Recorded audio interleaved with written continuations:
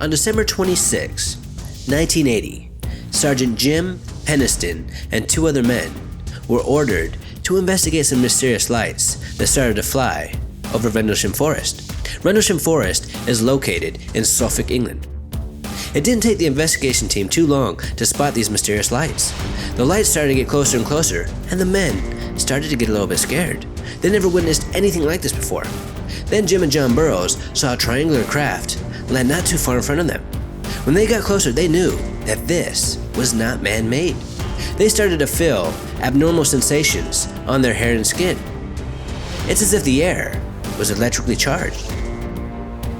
They also noticed that it was very hard to move, and it seemed as if time itself started to slow down.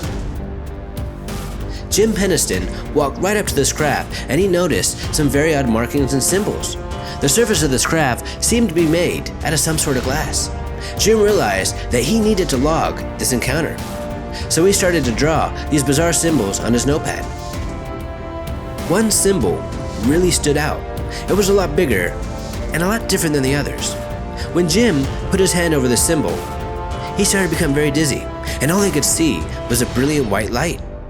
It was so bright that he thought he was going to explode.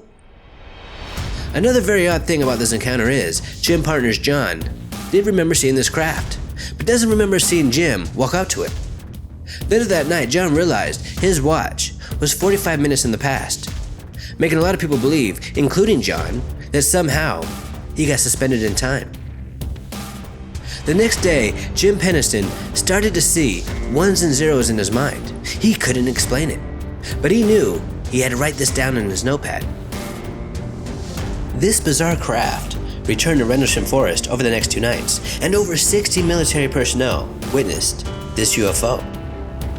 Everybody who saw this UFO was told never to speak of this again.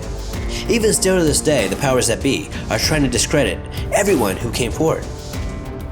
Now, as the years went by, this encounter started to get very famous because some of the original witnesses did come forward. But when Jim and John Burroughs reunited in 2010, this UFO encounter started to get very interesting. During John's visit, Jim showed John the original notepad of that night. Now, John couldn't believe that Jim was able to keep this hidden from the world for all these years. John saw that there were a lot of pages within Jim's notepad that had nothing but ones and zeros on them. Now, John realized that this was binary code. Jim never knew that he had in his possession a message from beyond the stars. Right away, they hired an expert to decode it, and a couple days later, the decoder told Jim and John that there was indeed a message within this binary code. The message says, exploration of humanity, then shows coordinates, then says continuous for planetary advance. And the location of these coordinates is a place known as High Brazil.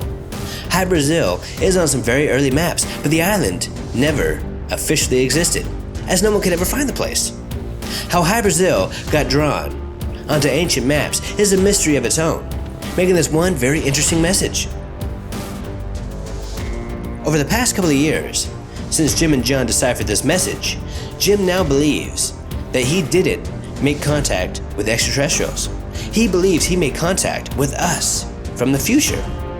But if that was true, then this message wouldn't make very much sense.